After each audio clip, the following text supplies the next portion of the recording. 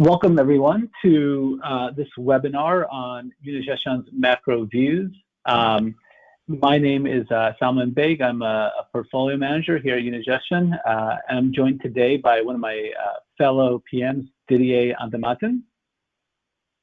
Hi Salman, pleasure to talk to you today. Great, good to talk to you as well. So before we start, I just want to quickly run through some logistics for everybody in the audience. Didier will walk us through 3 slides here, during which you'll be able to ask questions, any questions you might have. You can submit them in writing via the text box that should be on your screen, and we'll take some time at the end to answer some of those. If we don't get to your question today, we'll follow up afterward. Of course, if you have additional questions following the webinar, please feel free to reach out to your sales contact, and we'll get back to you.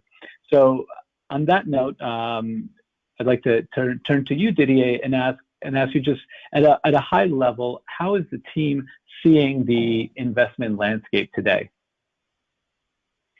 Let's say that way. Each day we get right now tons of news about the economy and information about how the stock market is doing. And quite often, I would say, like what you've seen at the moment, there may be very little correlation between how things are going in the real world and how, I would say, Wall Street is performing. So I guess you know the feeling, let's say, when the market rallies on bad news. In those moments, we often kind of lose the sense of reality. In those moments, I think it's important to have a framework, and we work with a framework that is based on 3 things, like three indicators, kind of. We have the macro, we have the sentiment, and the valuation. So in fact, we are trying to fill this framework with positive and negative aspects. And then we can see at the moment that really the sentiment is driving the prices much more than fundamentals. So in the short term, sentiment is driving prices more than fundamentals. So today, therefore, I would like to focus on 2 pieces, on macro and sentiment, because valuation doesn't really matter in the short term that much. So I would say that at the moment, the sentiment is really crucial, and sentiment at the moment is driven by the coronavirus and especially by financial liquidity. Okay, so that makes sense. Maybe before we go to the sentiment, can I just ask, where are we in terms of the macro? Where does the macro stand today? So we get to the first slide. The first slide shows our primary way how we track at global growth. That's our growth nowcaster. So what it actually does, it aggregates like hundreds of macro data series, I would say, to measure the risk of recession across the global economy. So here we're showing an evolution over the last 35 years. And just to help you understand this chart, so what it says, when the indicator goes below 0, when it is negative, I'd say, it means that growth is below its long-term potential. So we're going to focus right now on the red line. That's the world growth nowcaster. And I'd say it gives us 2 key messages. The first one, the indicator is not only negative, but it has dropped below 0.3, and 0.3 is our threshold where we see a recession around the corner. So end of March, it fell below that level, and according to this indicator, we are already in a recession. That's the first point. The second one is, what's impressive is how fast the plunge of the indicator was over the last few weeks, I would say. This is a situation we have only seen before, like in the early 90s or even in the 2008 recession. So there's 2 perspectives. And from both of those perspectives, I would say the macro situation is quite bad. What adds on top is what is really problematic is we have seen a supply and a demand shock occurring at the same time. So if we question what the central bankers are doing at the moment, I'd say it's quite obvious that the last thing you want to throw on top of all this is a liquidity crunch. We've seen liquidity crunches before in the global financial crisis or in LTCM. But then here comes the question, why? What is different this time? Why are the policymakers reacting so much faster this time than before? And we think the answer is quite simple. This crisis is, unique in its making. It seems like how we feel it. It's not. It seems to be clearly not the fault of anyone in the financial markets. So that's why what's important, everybody is in this together, governments and central banks. Everybody stands behind it to get a solution to this problem. Right. And, in this week's macro views, there was some discussion about the central bank actions, what they're doing. Maybe it'd be helpful to people in the audience if you could add a little bit of color and put those actions in context. The central banks around the world have become very active, I would say. We've seen the Fed, the ECB, the PBOC, the BOE, and the list goes on and on and on. And if you look at the current asset purchase program that we've seen by the Fed, this one is bigger in notional terms, like bigger than anything before. And what's quite amazing is this happened in less than 4 weeks. We could probably say they talk the talk and they walk the walk. So you can see in the first chart here, that's the Fed balance sheet and how fast it has increased from about this is in percentage time, but it has increased so fast from 4 trillion to 6 trillion in a very, very short time. So if you think about what we, 8 years ago, we had Draghi saying the 3 famous words, whatever it takes. And a few days ago, Jerome Powell had his whatever it takes moment. And we talked about the bazooka from Draghi. And it looks more like, I would say right now, it looks more the Powell's, it looks more like an atomic bomb, I would say. Yeah, that's right. It seems like they went nuclear. They took the GFC playbook and added their own plays on top of that. Yeah, exactly. The Fed restarted. They began with restarting the alphabet soup they created during the Lehman failure or after the Lehman failure. But there's one critical element that is new this time for us, for a critical element for the markets, I would say. If you think about it, not even Ben Bernanke dared to do. It's buying corporate bonds. And so why are they doing this? What's the problem currently? I'd say in ideal world, you have the banking industry that should provide liquidity to the corporate world. But given the size of this crisis and the difficult position banks have been in for quite some time, especially in Europe, they are unable to do so. So this makes the current crisis even more complicated. It leaves it to the central bank, who can, in fact, are the only one who can create the necessary liquidity to fund markets, and they're really doing it right now. So the Fed kind of, I would say, nationalized the bond market a week ago.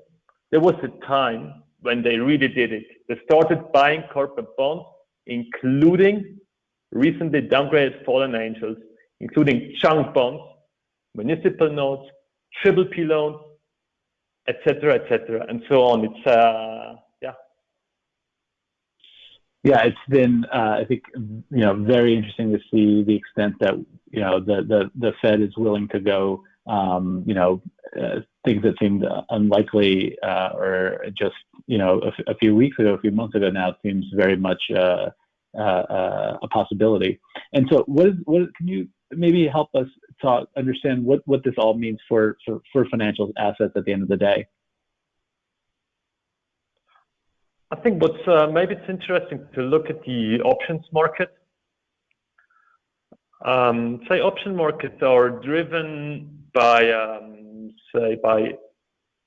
investors' assessment of risk and uncertainty. So what we've seen over the last week, we've seen an exceptional move in volatility across all asset classes, I would say. But since the Fed stepped in, there has been a big dispersion between assets that are supported by the Fed and, let's say, semi-free markets, if I can say it that way.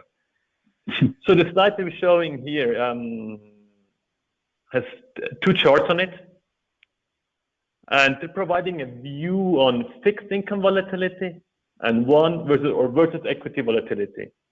So in both charts, you have the fixed income volatility in dark or light blue, and the equity volatility in red.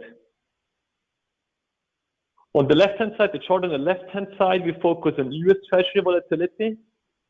And on the right-hand side, on the investment grade corporate, it's like investment corporate bond volatility for the fixed income space. So what you can see, central banks have been acting as a backstop for government bonds, corporate bonds, municipal bonds. And for all those assets, the spreads have moved lower, and they brought a sharp decline in fixed income volatility as well. So the intervention, I'd say, is clearly positive for equity as well, because let's say it lifts all boats, if you can say it that way. But it can clearly be seen that the volatility reset in the fixed income space has been much more, or like fixed income, like all the space where the central banks have been giving a backstop, is much more significant than in the other assets. So, okay. So we've got this dispersion between equity volatility and fixed income volatility. How do we translate that into the portfolio? What does it mean for the allocation in our portfolios?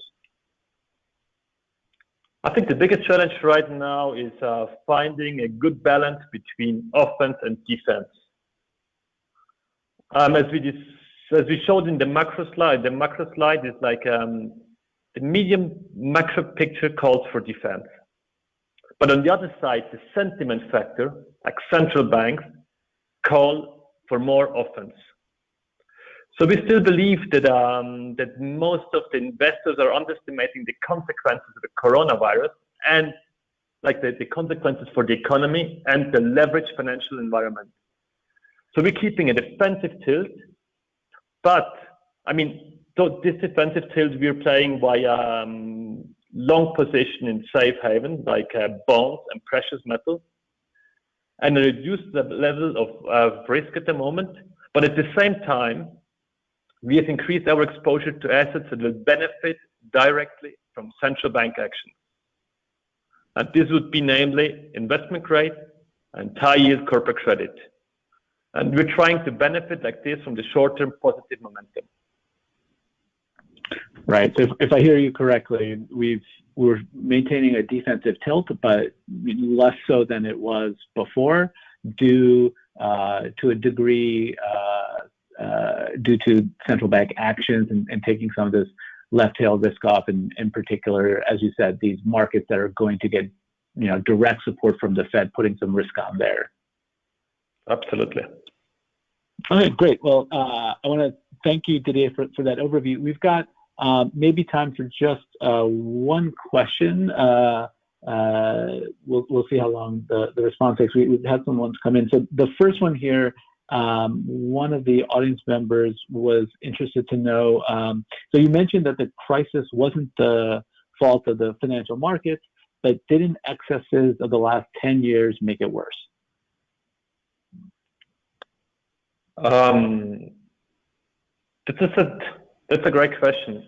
If you look at the last 10 years with a bit, I would say, of a critical view, we note that suppressing volatility by the central banks, they've created a very, they've created a system that felt very stable, but in reality became very vulnerable to external shocks. Or said differently, they suppress volatility, but they increase financial market fragility.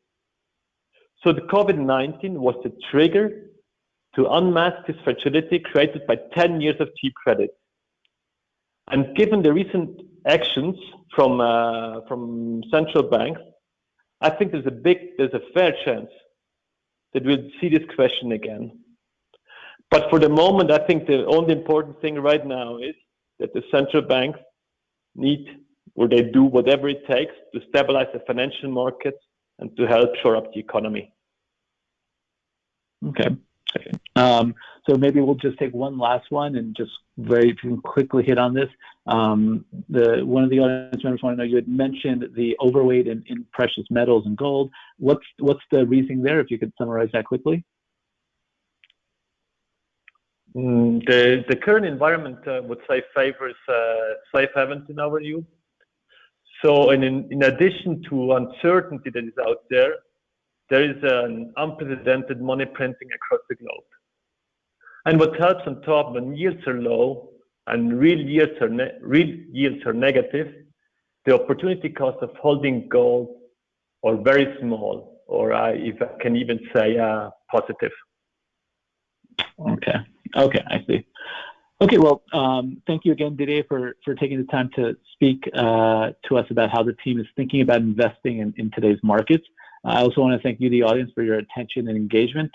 Again, if we didn't get to your question today, we'll follow up individually, and you can, of course, reach out to your sales contact if you've got any additional questions. Thank you again, everyone. Stay safe, and we look forward to speaking with you again soon at the next MacroViews Live. Bye-bye. Bye-bye.